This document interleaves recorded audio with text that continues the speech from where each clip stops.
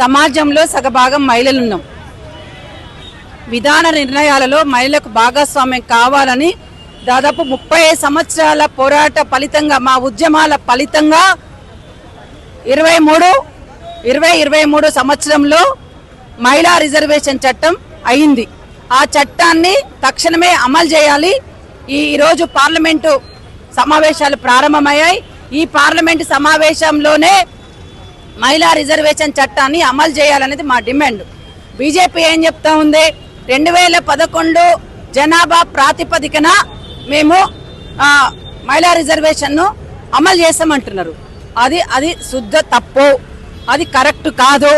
2011 జనాభా ప్రాతిపదికతో మాకు సంబంధం లేదు, డీలిమిటేషన్తో సంబంధం లేదు.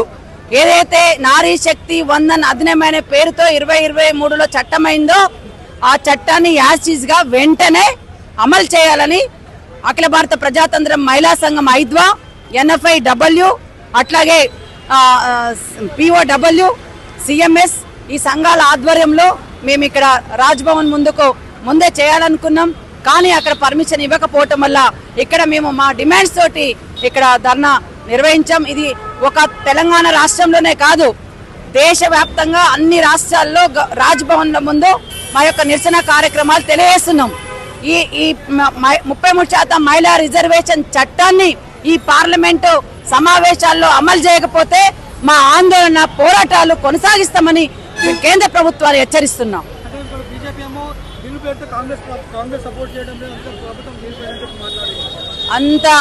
అన్ని అబద్ధాలు. అందరు సపోర్ట్ చేసిండ్రు. అందరు సపోర్ట్ చేస్తేనే బిల్లు ఆమోదమైంది. ఆమోదమైనాక గవర్నరు ముద్ర వేసిండు. చట్టమైంది. చట్టమైన తర్వాత అమలు చేయాలి. ఇదంతా కరెక్ట్ కాదు. వేరే పార్టీల మీద నెట్టడం కాదు. బీజేపీదే లోపము. బీజేపీనే కేంద్ర ప్రభుత్వమే అమలు చేయట్లేదు. అందుకే మేము కేంద్ర ప్రభుత్వాన్ని మహిళా రిజర్వేషన్ చట్టాన్ని తక్షణమే అమలు చేయాలని మేము చెప్తున్నాం. ఏ ఒక్క పార్టీ కూడా ఇప్పుడు వ్యతిరేకిస్తలేరు. వ్యతిరేకిస్తే ఎందుకు చట్టం అవుతుందండి? వ్యతిరేకిస్తే ఎందుకు చట్టం అవుతుంది? చట్టమైన వెంటనే అమలు ఎంత అన్యాయమో, ఎంత అన్యాయమో. 3 సంవత్సరాలు గడిచింది. 2023లో చట్టం చేసిండ్రు. చేసి వెంటనే అమలు చేయకపోవటం వల్ల ఇప్పుడు 3 సంవత్సరాలు గడిచిపోయింది. ఇది అన్యాయం కాదా? మహిళలు వంచినట్టు కాదా? సమాజంలో సగభాగం మహిళలు ఉన్నాం. మా మోట్లు వేయించుకుంటున్నారు. ఒక సమాజంలో సగభాగం మహిళమే కాదు, నిర్మాణంలో మహిళలు ఉన్నాం, ఉత్పత్తి రంగంలో మహిళలు ఉన్నాం. కానీ మహిళలకు ప్రాధాన్యత ఇస్తలేరు కేంద్ర ప్రభుత్వం. అందుకే రాబోయే ఎన్నికల్లో మహిళలు తగిన బుద్ధి చెప్తారని ఈ సందర్భంగా తెలియజేస్తున్నాను. అసలు మహిళలపై హింస అనేది బాగా జరుగుతుంది. హింస కావచ్చు, లైంగిక వేధింపులు కావచ్చు, ఇప్పుడు సామూహిక అత్యాచారాలు మహిళలపై అనేక రూపాలలో జరుగుతూ ఉన్నాయి. ఎందుకంటే ప్రభుత్వము చట్టాలు పటిష్టంగా లేవు. ఒక కోర్టులు ఉదాసీనంగా వ్యవహరిస్తున్నారు. పోలీస్ యంత్రాంగం ఉదాసీనంగా వ్యవహరిస్తూ ఉన్నది. ఘటనలు జరిగినప్పుడే స్పందిస్తున్నారు. ఈ ఘటనలకు మూలమేంటని ఆలోచిస్తలేరు. అందుకే జరుగుతూ ఉన్నాయి.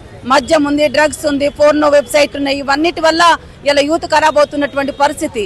వాటి వల్ల కూడా ఇవాళ మహిళ పైన క్రైమ్ రేట్ ఎక్కువ పెరిగింది అనేది కూడా రిపోర్ట్లు ఉన్నాయి. అట్లా ఆ రకంగా ఇవన్నీ బంద్ చేయాలా. ఇవన్నీ బంద్ చేసి మహిళలకు సామాజికంగా, ఆర్థికంగా, రాజకీయంగా, సామాజిక రంగాల్లో సమాన అవకాశాలు కల్పిస్తే మహిళలను చూస్తారు. పాఠ్యాంశాల్లో మహిళ యొక్క విలువల్ని, ఔన్నత్యాన్ని పొందుపరచాలి.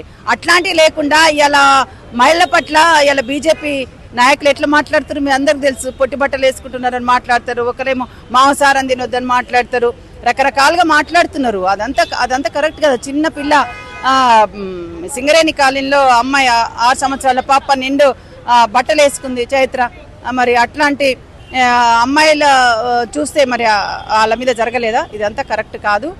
ఇది వ్యవస్థలో మార్పు తీసుకురావాలి. చట్టాలు పటిష్టంగా, కఠినంగా చట్టాలని అమలు చేయాలి. కఠినమైన చట్టాలు తీసుకురావాలి.